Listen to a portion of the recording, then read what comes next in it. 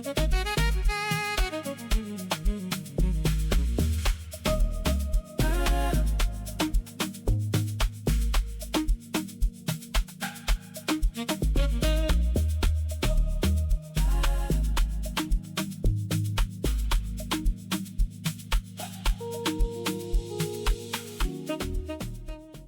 up, guys? Welcome to another episode of Market Gateway.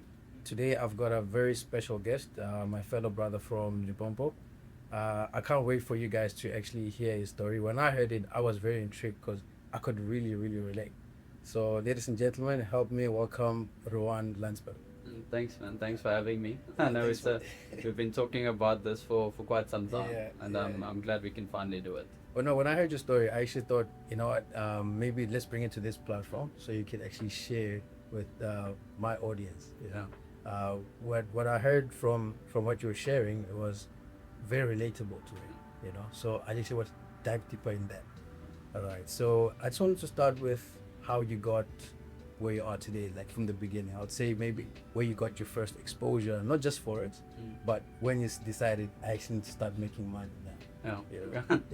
Yeah. Look, man, it's always like when we talk before the podcast, there's a lot of podcasts where people ask for the questions. I mean, you saw me, I don't ask for the questions. Don't even go through it, to be honest with you. And the thing is, like, you can't make up a story. And I think a lot of times, especially in today's day and age, we create stories based on culture background where people don't understand. There's also guys from a different culture group that also grew up in a way where I don't have money, grew up in a caravan. We also have stories to tell, and I think that's where my whole story started. I mean, I grew up in Limpopo, Polokwane, as you know as well, and it's a really culture-rich environment. So I was in a school called North School. So there's a majority black school, and I think that's also where I learned a lot of skills, a lot of communication skills with different culture groups, and that's how my life started. The reason for that is my dad was also in business with some guys, and he wanted me to understand different cultures, different people, and the different ways of thinking. And that was a good starting point for me. And number two, that was the most affordable school. Yeah. And I always go back to the story where we had a okay-ish life. And when we moved to the caravan, I mean, you live in a caravan as a kid, and my older brother walked out on us and just basically said, I wouldn't live like this, and I've never seen him again. And he was in matric, was 10 years older than me. And I remember there was a day, it was my birthday, I think I was 9 years or 10 years old, and my aunt gave me 100 rand for my birthday though. So we were staying in the backyard in the caravan. Yeah. And I remember giving it to my dad for petrol money to get into school. And that was like where, for me, I was born. And I remember in school we had a project, and I drew this picture of me being a businessman.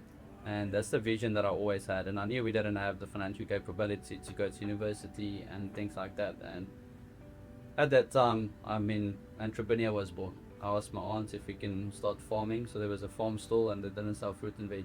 So started farming tomatoes, onions, pretty much everything that I can to make some money. So we got to a point where I was actually making good money as a 19-year-old. Yeah. And for me, that was the version of myself that I wanted to create. And through life, I mean, I started so many small businesses, started working in security at 14 years old, started doing so many different things, started installing cameras. Whatever job I could find, I'll do it. Yeah. And through life, we go through life experiences, and we also deviate from the person we have in our mind. And I think a lot of people get lost in that segment of their life where they think, I wanted to be this entrepreneur, and all of a sudden I'm drinking and I'm smoking and I have the wrong friends, and it's part of life. It's a journey that we go on, and we can easily get back to that version. And going into high school, I got to a point where I was careless. One of the laziest people. I went from being head boy to literally going into this bad version of myself. And still got myself to university. I was doing security, and I paid for my own studies. So that's when people talk about, I don't have money to go to university, you're lucky, all that stuff. Oh my God, I woke up at 3 a.m. and security shift is 12 hours. So I worked from 3 to 3, still being able to go to university, pick up the stuff for the day, and still go back to university, back to the res. Did my work, after that still worked in bars, Wanderers Cricket Club, Lofters every weekend. And it's things that I had to do, and back then I was doing it more to fund my bad habits, my drinking, Oh, okay. hanging out with friends. And then one day, I met a best friend, Quentin Moody, and one day I pitched the business idea because I was studying entrepreneurship. And I showed him this business idea, and he's like, "Look, man, you're a visionary. Like, you can see things that other people can't see. Like, you can see gaps. With any problem people throw at you, you see a solution." And I always explain it like the first thing I pray for every night is my brain. Like, it's my best and my worst attribute, because I can't sleep at night because my brain doesn't stop. My wife will tell you that. And my best attribute is my brain.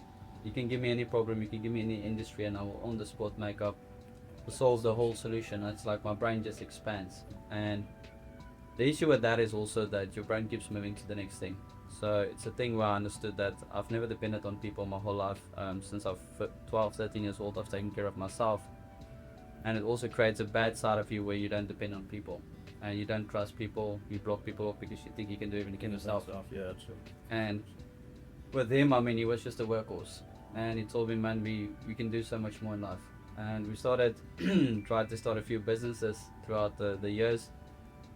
Everything failed, not because it was bad ideas, but also people don't buy into an idea, or all university students. People buy into a well-sustainable business. They fund businesses that's already started. If you don't come from, you can also relate probably. If you don't come from a business background, you don't know how to get funding, how to start an app, how to build a website. If you look at the things that you built back then, you're like, okay, now I understand why they didn't fund me. And I'm good at handling rejection. I love rejection. The more people reject me, the more motivated I've become to get to a point. And eventually we're sitting in university. It was in a bursary. After I paid my university, my residence, my car, petrol, everything, I had 2,000 rand left. And it's weird to think how you lived in 2,000 rand a month. But I mean, we were eating Diana's 2-minute noodles. Even now, my wife asked me, what do you want for dinner? I'm like, simple Diana and a piece of bread is fine. So like, I really don't mind it. And it's something that I really don't care about. I don't value things like that. I'm really an easygoing person. I think everyone that knows me will know that as well. And we then went on, he was big on social media, like it was always scrolling and scrolling and doom scrolling. And we eventually saw this guy sitting on a Mercedes Benz with a bunch of cash, okay, as an ad, okay. That was 10 plus years ago. Yeah. And he said to me, if this guy's 19 years old, okay, I'll mention his name, Jason Noah. And if this guy's 19 years old and he's doing so well, what are we doing with our lives? We are smart enough to be in the right rooms to make the same amount of money, okay. Reach out to Jason. He said, okay, 5,000 rand per person per course in person, okay. We said, okay, all good, okay. I didn't have the money, my family didn't have the money. And if you go back on my Facebook 10 years ago, you will still see that post. Sold my PlayStation. Yeah, I remember. Sold my earphones, sold everything. We paid for this course, okay. Now if you're a newbie to trading, you have no idea. I can show you anything and you will be the biggest believer. Yeah. And that was the key changing point. Yes, it showed me a simple trend line. The brakes you sell, the brakes you buy, okay. And I was like, we're gonna print money. And with my obsessive personality, I just drew trend lines for the whole week. Didn't go to work, didn't go to anything. I just drew trend lines. Fixed like Yeah. Yeah. And back then, obviously, you believe you found the gold pot, okay. And we funded. So my mom got a loan from Woolies, and she helped me fund my first account. And $250 went to $2,000 plus within a week. I called my family. I'm like, I'm done. Like, you guys are sorted. And we didn't learn about stop losses, use events. There was like a small segment. It was a GoForex document that they gave me. I still had the GoForex document. The GoForex. I actually went the GoForex as well. Yeah, you understand. I actually had a meeting yesterday with the guy that started it with Ashley and with the other guy. And within 10 days, I blew all that money. And for me, Wait, you blew it in the trading account? Yeah. Shucks. After making so much. Man, obviously the interest rate just went against me. Didn't have a stop loss in, and I just kept selling and selling. And as price went up, I mean, we funded more money. Quentin withdrew his profits, put it into my trading account. We ended up losing everything. And that's when a character starts building.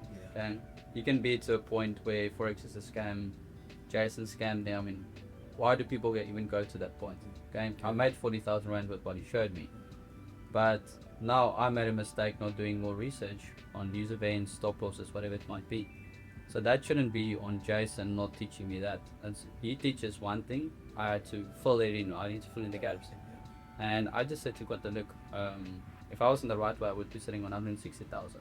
And that's the optimistic person that I am, is if we go down that route. So we stepped back, started working again, went to university and back into the rat race, as we would call it. And we just started learning more, and I got obsessed with educating myself more. And through that, within the next 12 months, I started building profitability in the market. And building profitability usually gets to a point where you need to start seeing different things. So we need to you hear the word investing, and unfortunately, all the investments we chose Bitcoins for Africa. I'll gladly say that name because they're scamming. I put 100,000 rand in there, 3% a day. Louis Tsakani, I think is his name. No. And yeah, I remember. and 100,000 rand was lost. And it's the same thing because our first investment. Now, the problem with the industry where it is today is they will say crypto is a scam because they invested in a crypto investment and now crypto is a scam. Crypto isn't a scam, that guy was a scam. Okay, and that's the thing that people need to understand. The same with a controversial topic is if you talk about robots, people selling robots. Okay, there's a fine line between what's a scam and what's a bad product. Okay, if you go to Sports Day and you buy milk, we've seen milk being up and down with Clover. Yeah. Sometimes you buy milk, it's a bad batch. Okay, and Clover is not a scam, they sold you a bad product. Okay, that's the thing with robots. Well, I buy a robot from someone on Instagram, 100% done. Okay, but is robots a scam? No. If you buy for a product called a robot, then you get a robot, you're not scammed. You got your product that you paid for. Yeah. If it blows your account, that's on you for making a bad judgment. Understand? So all these things just built experience in my life, and eventually went down the broker route, went down the hedge fund route, eventually just found my passion in, I like building, I like creating, and that's why we started L7 Prime with our partners ATFX Connect. And for me, that's the perfect stigma of where I want my life to be at, is on a daily basis. I mean, you saw me coming in here in a meeting, and I built a broker for this guy, and now I can help him scale that business. I create all the strategies, I create all the marketing plans, and I break down the broker in the fullest extent. Okay, we have direct clients coming in, conversion is 6%. How do we get it to 12%? That's where I come in, and that's where my vision comes in. So I like building businesses and I like scaling things. It's not about the money for me, it's about what challenge can I solve next. So I think, in essence, like in the beginning, you've always been in business. Even though in the beginning you were doing it just to survive. And I also like the fact that you mentioned that when you started trading, I'm making so much money, and you thought, I got this. Now I've got it. Right. So how did you get to a point where, or maybe it was after you blew the account, right? But how did you get to a point where it became, I would say, boring? You know, when they say trading is boring, that's when we know they actually trade, right? Because you're no longer getting excited about making profit. It's just another day in the office. So for you, how did you get to the point where you went from being too excited and starting to lock in and actually start to scale and grow in your career? Well, I think with that, I mean, trading is boring. It should be the same repetitive thing over and over again. I think that's, once again, the bad stigma about trading is ICT concepts, and I'm going to step on a lot of toes, but ICT concepts, SMC. SMC is market structure, ICT is supply and demand. It's the same concepts that's been in existence for forever. If you go on USD on a chart, USD, whatever you put on a monthly chart, you'll see the same levels being respected in 1998 is being respected today. Why? Because the market's controlled by the bigger institutions. So once I understand this simple fact, so for me, we're trading opinions of guys that's bigger and more wealthier than us in trading. And now we got to a point where yesterday, I mean, I had a podcast with a guy, and he was saying that the gold is a good sell. I just saw it as a buying opportunity based on logical thinking. So entry. Exactly. It was nice entry. But you said it's a logical way of thinking. Okay, there's a massive war going on. Gold is a safe haven. That alone, you should tell me it's a buy. Like, I don't have to analyze it or whatever. I can go to the market and find the next buying level and I take a buy position. It wasn't based on support, resistance, supply, demand, ICT, all these things. It's just based on a logical way of thinking. And that's how the bigger guys are applying it to the market as well. We had a massive gold bullish trend. What did most retail traders do? They ended up selling and selling and selling and selling. Yeah. Now they sell after 18 months of bullish momentum. They sell the market and they post on Instagram, we made money. But yeah, you lost money for 18 months. Understand? Because of logical thinking. So logical thinking should always be the first step. And I think once I understand the concept of logical thinking, good risk management, good plan of action, that's when trading started getting boring in a sense where I just wake up and I do the same thing over and over every single day. trading back in the day. I mean, I was boarded on FSP license, so everyone just now was a rep on a license. I was an analyst for a company, and basically they called me and they said to me, look, we're on a massive drawdown. They were running on a 22% drawdown in USD CAD.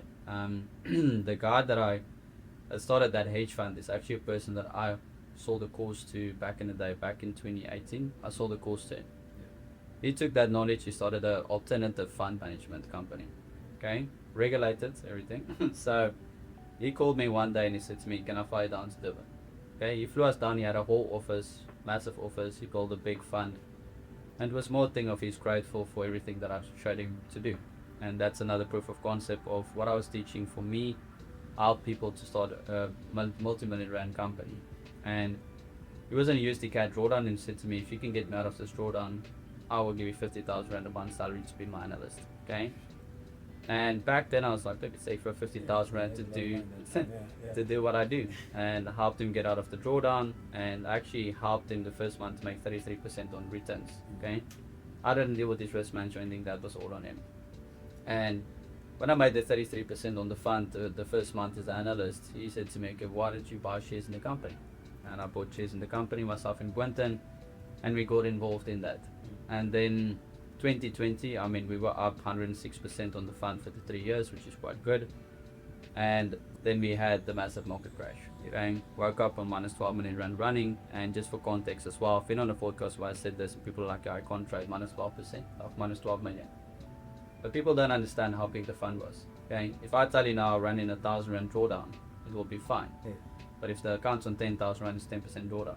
If I tell you I was in 12 million rand drawdown and the account's on 100 million, still the same thing. Yeah. And that's what retail traders don't understand, is they see money value and based opinions on that rather than asking what does the account size. Understand? So yeah, what was the margin, what was the leverage? And based on that as well, I mean, we ran that drawdown out for 2-3 months. Was 3 months of my life, I can be honest with you. And we ended up closing the trade on minus 2.3 million. And it's not a thing of, we knew GBP oil will recover, but it comes to a logical thinking of, we are averaging, let's say, 5% a month. If we're on a 6% drawdown, we're going to waste another 6 months running this drawdown out. Why don't we cut the position and make the 6% back? Yeah. Understand? And that's once again where trading starts. So about 6 months after that, Quentin passed away, which is obviously, it's a lifetime friend. Understand? It's someone that you spend 7 years with your life, every single day, same house. We did everything together, and that's when I decided to take a step back. And it's just a respect thing as well. I'll never be in a position to waste people's time. If I know that I'm not further needed, or I can't bring my A game, then I will step back gladly, out of friendship, relationship, whatever it might be. And that's when I decided to show us, Quentin, for putting you on this journey. So I would say, like, when you were exposed to the position in the hedge fund industry, what's the difference between, if you are in the hedge funds level, I'd say, than just a normal retail trader? What are the differences do you get? I think it's just mindset, to be honest with you. It's the same thing, same approach, same strategy, same everything. It's a game of numbers. You need to be tools that you use there are different for what we use it. No, so we had some fundamental analysts backing us, giving us some data, and that's just based on my logical thinking to know fundamentally what I'm looking at. But I've done multiple courses as well where you can actually predict what's going to happen. And I think it's just a logical way of thinking, of knowing that fundamentally the dollar is supposed to be down the drain. Okay, we all know that Trump is crazy, is insane. But the dollar is still holding, meaning that it's a logical way of thinking. The war is the left hand. That's what they're showing us. Something is happening on the right hand side. Yeah. COVID was the same exact thing. 2020 something happened, COVID, and closed down, while people didn't realize that all the markets stayed strong in COVID, meaning that what are they actually doing? And if you think back now in the past 5 years, what happened in the past 5 years? You have a low class, you have a medium class, you have a high class. Okay, medium class in South Africa and globally is gone. You have now low class and you have high class. Okay, making 56,000 rand a month at the moment, you are surviving. Okay? You are not sustaining, you are surviving. And that's what people didn't get, is it was a money shift. They're shifting money from the middle class to the wealthy. And now the war is happening again. Everyone is so invested in the war and all that, and now we're getting affected. But the fact that you are getting affected by the war, petrol price. I mean, I'd rather diesel, but it's getting expensive. Yeah. But I'm constantly just waking up and thinking, what's happening on the back end? Where's the money getting moved? And we're seeing crypto tanking. Nobody's talking about the crypto tank. Okay, now all of a sudden, people, when crypto gets to R1,000,000, you see articles all over the place. Okay, when the articles are disappearing, they're moving your eyes away from crypto. Why? Because they want you to believe that crypto is done. Well, crypto is currently at a good buying level. And that's what people are investing in now. And the rich are investing in the assets that's falling. And that's once again where we need to understand the difference between retail and hedge fund. It's just a way of thinking, and it's just a mindset. Remember, where you wake up in a drawdown of, let's say, $300, I'm used to waking up in a drawdown of R1,000,000, and it's fine for me because of the net asset value. And that's where the mindset comes in. You knowing that I'm protected in a way of I've done all the calculations. And someone asked me yesterday, how do I do risk management? It's the same thing where people calculate risk management in the sense of a stop loss. That's the biggest question. Why didn't you have a stop loss in? There was a stop loss. If you don't know as a trader that your stop loss will get jumped in a market crash, you are uneducated. Yeah. Your stop loss means nothing in a market crash. There's no price to trigger your stop loss at that point. So it will flash yellow. If you've never seen a yellow flash, that will happen. You have green, red, and you have yellow. Yellow means that your stop loss has been jumped. It's not the broker scamming you or trading against you, all this stigma that people talk about. It's the reality of the market. There's a buying and a selling price, it's a bid and an ask price. If there's no current sellers at that point and the market will jump, you will have a yellow stop loss. Your best odds is to take that stop loss out because it will trigger at the higher first available price. So your job is to take that stop loss out and manage the risk.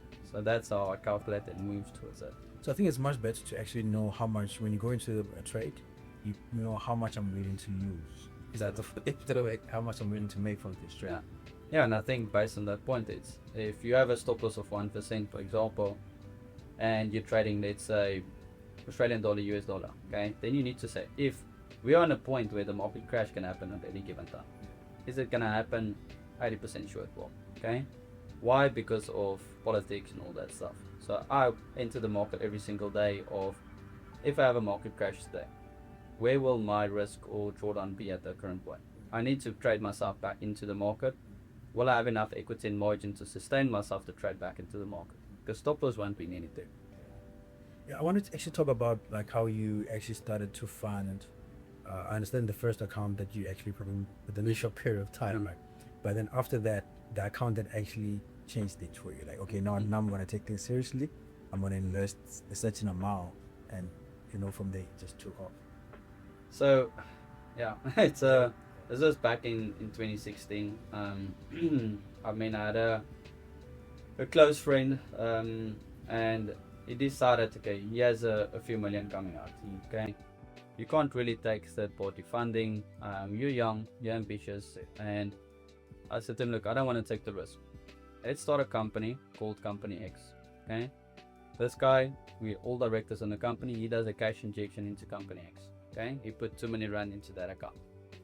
Now, just a way to, in a way, bypass regulation, which I probably shouldn't say, but it's the honest truth. It's basically a what do you call it? A funds of funds, not a funds of funds. It's just a holdings company, so to say. Our main objection of the holdings company is to invest in certain assets to make money.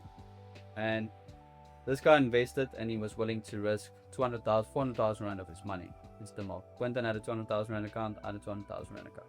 Okay, back then, going from 10,000 rand to account to 200k is the same. So then we obviously set our targets, and we had a week. It's still on my social media as well, where I took that account to 500,000 rand. We had a 50-50 split, so I got 160,000 rand out. The guy got 160,000 rand out. And I remember that same week, I flew to Cape Town. There's a photo of me sitting in a jacuzzi with a cigar, and I thought, look, this is my big break. Yeah. And we actually grew that account to a point where the investor was happy. We got some questions from the regulators. Everything was about board, but I decided to step away from it. But that allowed me to get to a point where I had like 300,000 rand in my bank account, which I made legally. And that was our big breaking point, because for a lot of people, it's 400,000 rand. I didn't upgrade my lifestyle with that moving into our first apartment, but I didn't upgrade my lifestyle. All I did was I took that money and I put away 6 months of expenses. Back then my expenses was like 8,000 Rand a month, and I knew I'm sustainable for the next 6-12 months. And that takes a lot of pressure and risk off yourself. And this conversation I just had as well with my friend is, if you don't have 6 to 12 months of expenses saved up in today's day and world, you are years behind, because anything can change at any given time. If petrol prices goes up, food prices goes up, lifestyle cost goes up, and we need to get to a point where we think financially smart. And from my background, when 2020, I mean, I lost everything. I had the house in Silver Lakes, I had the penthouse in KZN, I had 4 cars, I had watches that I had no idea what to do with. And that comes back to financial illiteracy, okay? Because same story as well, most probably, is we grew up in a way where we don't have these nice things. And you have these friends that owns massive companies, their dads, and you think, if I just make it, I'm going to buy this car, I'm going to buy MP3, and I can do that. And I can tell you guys safely that once you get to that point, I literally sat on the grass in COVID watching at my massive house in Silver Lakes. I've never felt more empty. I was depressed, I was the most out of shape in my life, and I realized for certain people it is money what drives them. For me, it's not money. Once you get to that point, I don't even know where my Rolex is. It's not a thing that I don't care. It's just a thing of, that's a version of myself that I'm not proud of. I was flashy, I was a person that I didn't grow up to be. And that's not how my dad raised me, and he will be disappointed, the version of Ruan that I was at that point. And for now, I just care about 2 things, man. I care about showing up, I care about doing my best, and I care about my family.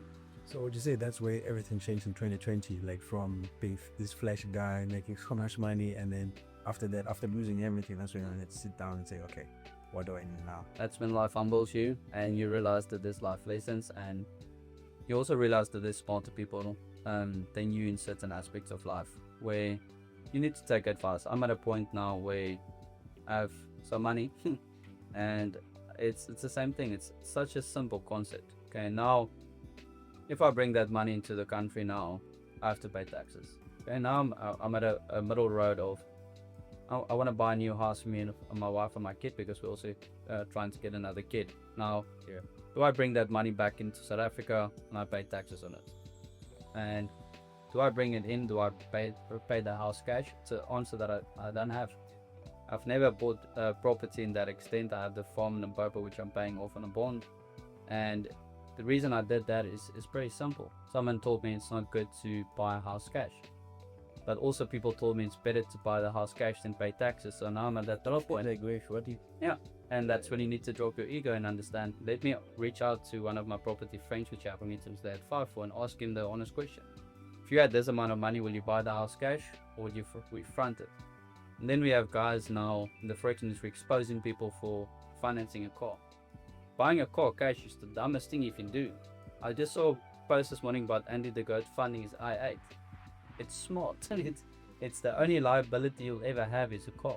Buying a car cash for me is the stupidest thing you can do. You turn all that money on once. It's the same with my wild track. 100% it's finance. I'll say it publicly, because why will I spend R1 million on a car if I can invest R1 million? Even if I make 1%, I make 10%, I'm covering the bond. I have R1 million and I have a car. And why would you buy liability? So now my question is, do I buy an asset? I don't have to answer. Understand? But how do you get to that point? Like understanding how money works, if you never actually grew up with this type of knowledge?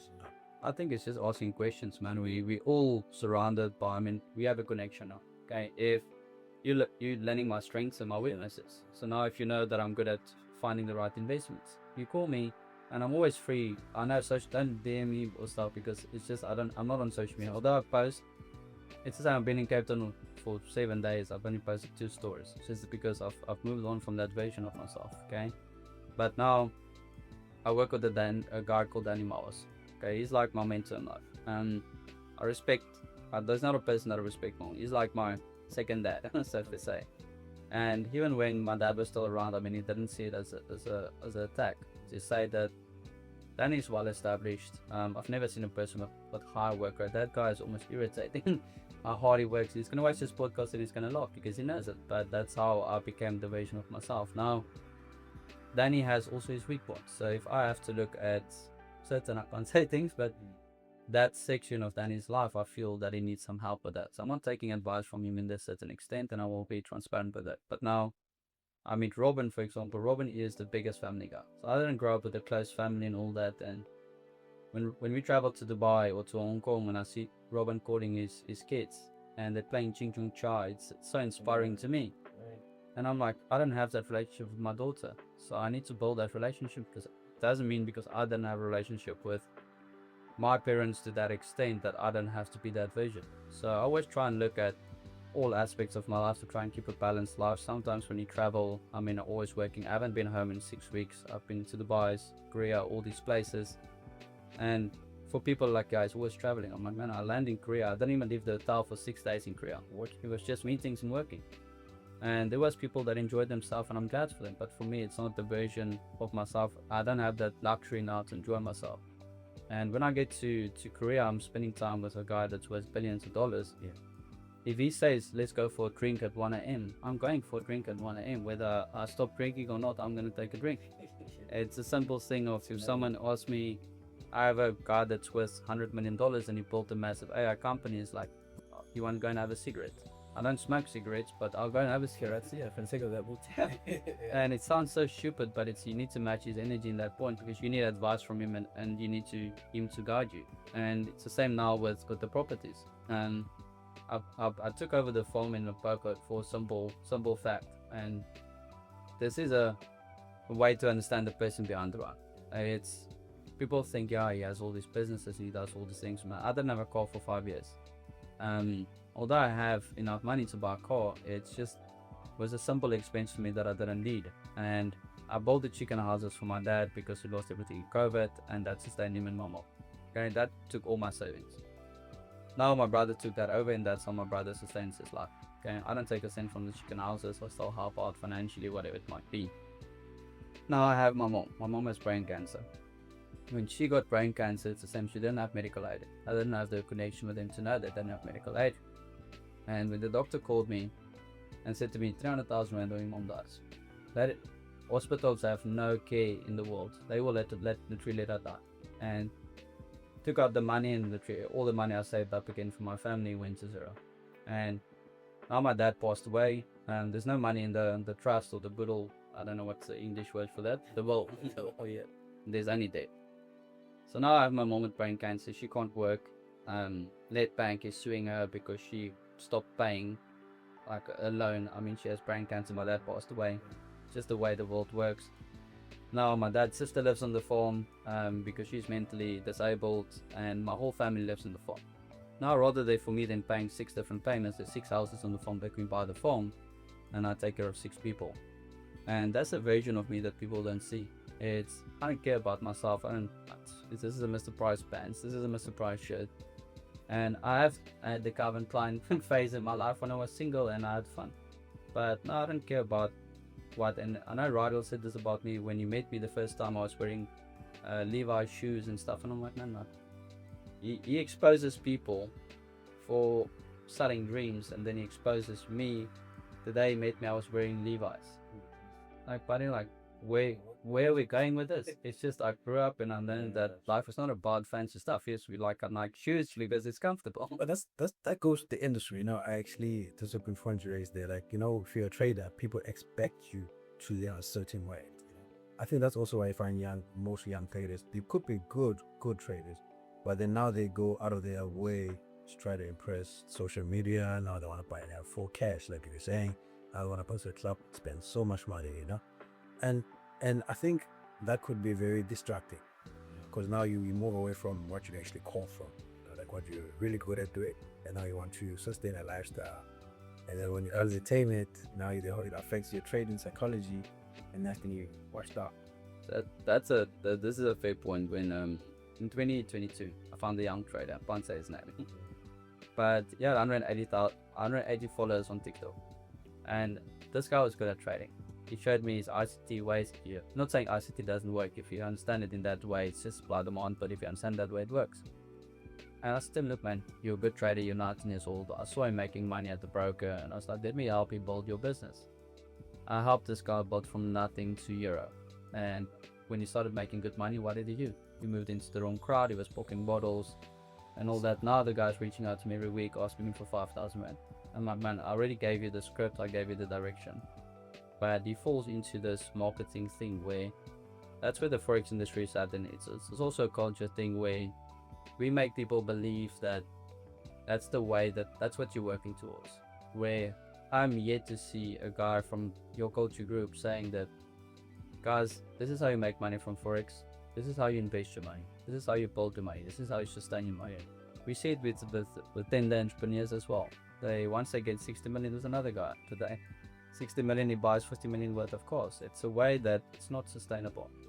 We need to all be educated, and it has nothing to do with just culture. We all in the same boat where we're always trying to keep up to the next person. I've just never been that guy. I don't care about who drives what car. I don't care. The one thing I care about where I live. I always want a nice house because I'm always at the house, and I want to make sure my kid grows up on grass. Because being on grass is something that you want to take away from a kid. I don't want to grow up in an apartment. And because I grew up on a farm my whole life, and having that access to my kid is more important to me than driving a M3. It's the same. Why did I buy a Bucky when I could buy M3 for the same price? Because I have a family. That's what I care about. I want to drive things around. It just suits my lifestyle more than M3. M3 will look nice on social media. People will ask me for courses, although I haven't sold courses in 7 years. But it's not who I am as a person, and that's the key turning point for me. So what would you say you are right now? I think you mentioned family. Like in terms of family, like how has that affected you or actually helped improve as you? It actually grows you as a man. Where are you now when it comes to family and business? So the honest truth, once again, is I didn't grow up with a really loving family. Never wanted kids, never wanted a family. I was just about to dedicate my whole life to doing business. And it's a conversation that I have with my wife on a daily basis where she might be unhappy because remember, she doesn't see me in Cape Town. So I just tell her, look, I'm late, I'm going to a podcast. And then you saw me, I'm walking in a meeting. After this, I'm going to have 10 meetings already again. And as a man, you need to prioritize your family. You need to understand that she grew up in a loving family and she needs love and attention and care.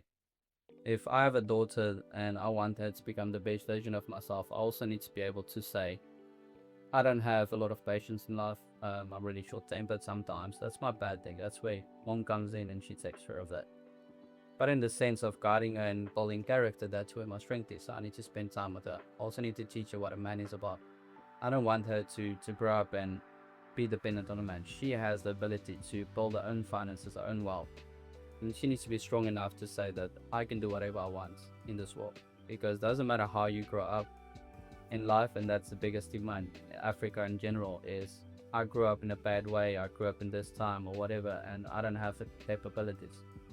And for me as a man, it's the hardest thing is finding the middle point or the balance. Because remember, we as men, I can say that I'm the provider of the family. Rochelle, my wife, doesn't work, which is for me my biggest flex. If people flex things like the XP, it's she has the freedom that she wants to take care of our kid and do what she wants to be. It's her own choice. I didn't say you're not allowed to work, you're going to be a housewife. That's something that she wanted to do because she wants to build a strong family. So for me, being able to do that for my wife is my biggest flex. So saying that whatever you need, I can take care of it. But we also don't understand as men sometimes. I know we're going off forex, but we need to understand that just giving money isn't enough. We also need to be emotionally there, and sometimes with the amount of businesses we're building, it's tough to be mentally present. Because now my phone rings and it's one of my biggest clients. I need to be mentally present. I'm doing this podcast, I need to be mentally present. But when you get at home, you don't always want to talk. You want to relax. You just want to have some time off, and just holding her, for example, gives you that peace. But she doesn't understand how you go from the quietest person in the room, your phone rings and all of a sudden you chat the tom. Understand? So now you need to also explain to her that, look, you're my peace, and you are the reason this is the first time I'm quiet. I will literally not be able to sleep. When I'm in Cape Town, I go to bed 1 2 a.m. so I can't sleep. But when I'm at home, she puts on a series 10 minutes and I'm sleeping, so I can't watch TV. Because I feel at peace. That's a blessing. So what advice would you give to, I'll say, a trader or businessman? Because on this platform, I believe that trading is a business. So, what advice would you give someone who's feeling stuck right now, whether it's probably psychologically or they just don't know how to scale up? So, you are making profit, but you don't know how to scale up. What advice would you give some? I think the first thing is character building. Um, Trading for me is my whole life, in the sense of trading shaped the person that I am today. Okay, meaning you're gonna hit stop loss, you're gonna take some losses in life here. Okay, you're gonna risk, meaning you need to put yourself out there. So everything correlates 1-to-1 with life, and that's what trading taught me. And I think what a lot of people don't understand is we can say we have a 9-to-5 job. Okay, if you have a 9-to-5 job and you're saying I don't have time, we all have time.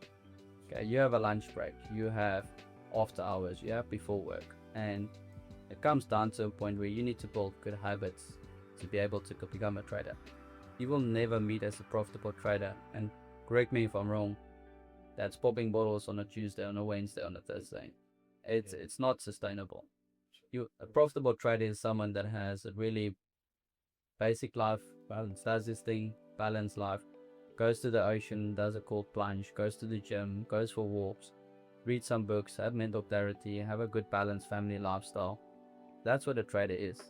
And it's the same thing when we wanted to trade for Standard Bank. They said, I need to be 40 years and older, I need to be married, I need to have this. So let's make sure you've got a structure in place. Exactly, because now a 20-year-old guy that's so much all over the place, it's like he's not mentally stable. And strategy is like 10 or 20% of what makes forex trader.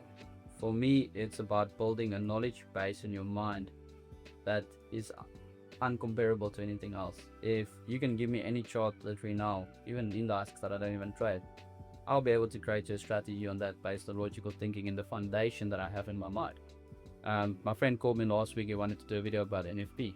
I said to him, your USD is going to sell. He's like, why? I'm like, dollar is bullish in a massive war, meaning that America is growing with everything happening. And NFP has been the lowest number. So statistically wise, if NFP is on the lowest, the probability of NFP coming back higher is 90%. If the probability is on your side, the facts are on your side, you know exactly where you need to go. So I think it's about creating good habits, creating sustainable foundation of trading. What trading is about, starting to think like the 10% that's making money and not like the 90% that's not making money. We see the guys like the Indian trader. He's one of my favorite guys on Instagram. This guy makes a lot of money, okay, but he also has a lot of businesses outside. But he has this calm way of approaching social media. He just posts about his baby, he posts jokes. He's just a straight up funny, nice guy, and he's like careless in a way. But he also has good habits, good family lifestyle, good foundation of what trading is. So I think as a trader, you need to stop trying to buy the next course, signal shrubs. Take out all the easy side of things and start building something for yourself. Spending time with the charts, 6 months, every single month. Choose 3-4 pairs, focus on that, and make sure you understand the ins and outs.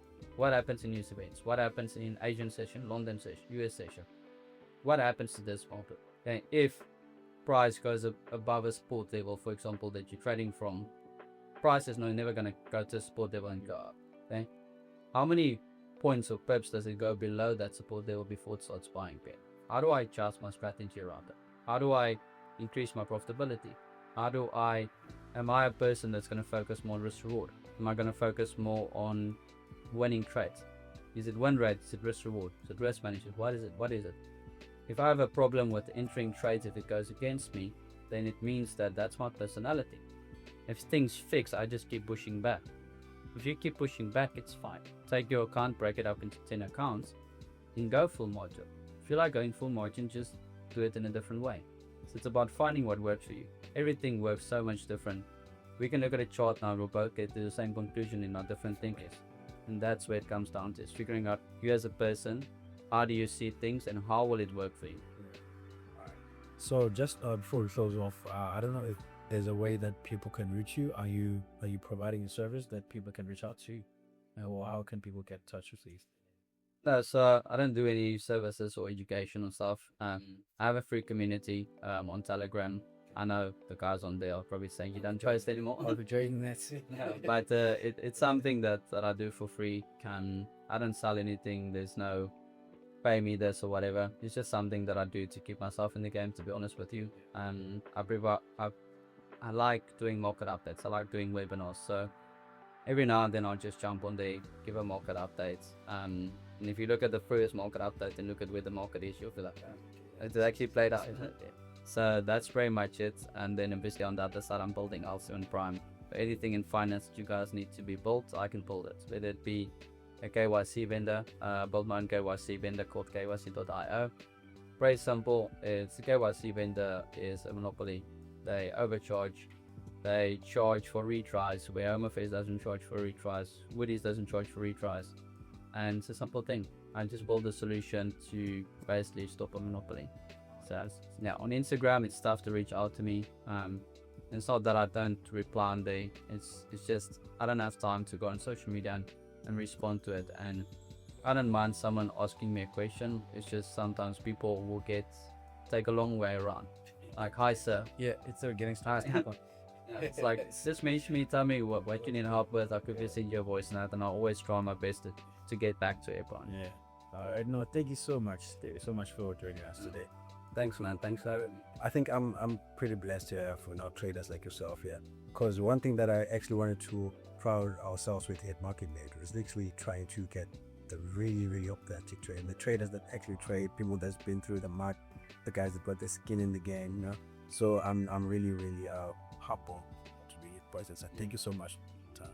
Thanks for having me, man. It's the first podcast of that's Top Traders. So it's a long journey from there. John Dan. All right. All right, guys, thank you so much for tuning in. Like I said, we'll always make sure that we bring you the best of the best and the traders that actually trade. All right, thank you so much. Please do subscribe to see more content like this. See you on the next one.